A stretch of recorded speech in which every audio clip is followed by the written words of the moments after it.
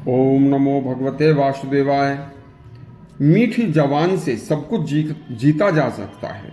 सुनिए एक सच्ची कहानी और अति शिक्षाप्रद कहानी। बूढ़े जमील खां, उनकी गधी व एक सेठ की कहानी। बहुत ही सुंदर और बहुत ही कारगर कहानी है। जब एक चूड़ी वाले जमील खां ने एक बड़े सेठ की किस्मत बदल दी थी। एक बूढ़े जमील खां एक शहर में रहते थे और गांवों में रोजाना सुबह सुबह चूड़ी बेचने का काम किया करते थे। वृद्ध जमील खां बहुत बूढ़े हो गए थे। तब उन्होंने एक छोटी सी गधी भी पाल ली थी। अब उस गधी की पीठ पर चूड़ी लादकर वे गांवों में जाते थे। उन्हें देखते ही गांवों के बच्चे और स्त्रियां गांव में शोर मचा देते थे कि चूड़ी वाले बाबा आ गए। 7 दिन तक जमील खां के 7 गांवों में अलग अलग जाना होता था। एक दिन शाम को जमील खां तो उसी रास्ते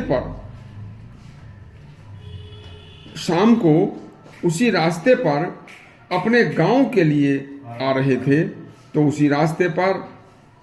जिस रास्ते पर जमील खां चल रहे थे, उसी रास्ते पर उस शहर का सेठ उनके पीछे पीछे चल रहा था। वह सेठ रोजाना शाम को घूमने जाया करता था।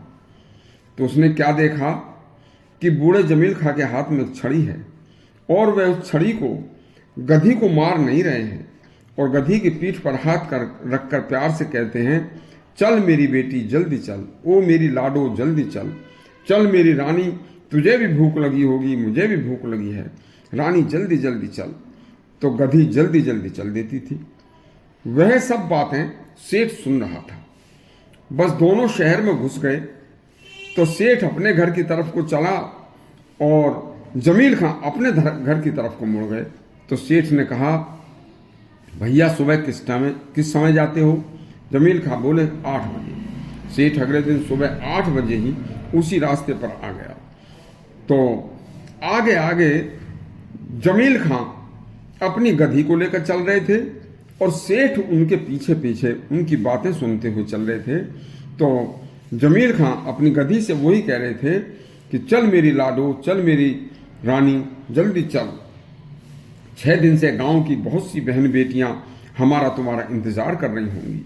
फिर पूरा गांव घूम घूम कर देख, घर घर जाना है, बहुत समय लगेगा। ऐसा सेठ ने कई दिन तक जमील खां के मुंह से सुना। फिर सेठ ने कई दिन बाद कहा, भैया तुम यह बताओ कि और लोग जो गधे, घोड़े या बैल रखते हैं तो उन्हें डंडा मारकर और गाली देकर हाँकते हैं, लेकिन तुम तो अपनी गधी को किसी इंसान की तरह प्यार से अच्छी अच्छी बातें करके हाँकते हो और छड़ी हाथ में होते हुए भी कहीं से मारते नहीं हो। इसका क्या कारण है? जमील खां बोले, सेठ जी, मेरा काम रोजाना बहू बेटियों के उनके घर में बैठकर उनको चूड़ियां पहनाना है। तो हमेशा उनसे अपनी बेटी, मेरी बिटिया, बिटिया रानी, माता जी, बहन जी, सारे दिन स्त्रियों के बीच में रहकर यही शब्द निकालता हूँ।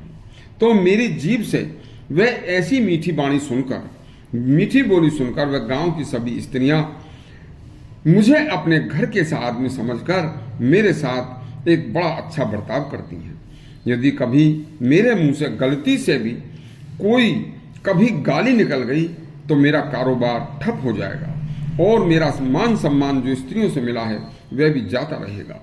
इसलिए मैं चाहे घर पर हूँ, चाहे गधी के साथ हूँ, कभी वही बहन बेटियों वाली भाषा ही इस्तेमाल करता हूँ। गंदी जबान या गंदी गाली कभी अपनी जबान पर आने भी नहीं देता। बहुत से लोगों की गंदी जबान, गंदी भाषा, गाली बोलने की आदत ऐसी पड़ जाती है कि जिससे उनका सब बड़ा भारी नुकसान भी होता है। एक मिसाल है कि जुबान सीरी मुल्क गिरी। सेठ समझ चुका था कि मेरी हर समय मेरे घर पर और व्यापार में सबसे मेरी बोली के पीछे, मेरे कड़ी शब्द बोलने के पीछे मुझे घाटे ही घाटे हो रहे हैं। बस उसी दिन से सेठ ने चूड़ी वाले की यह बात सुनकर अपने पेट में रख ली।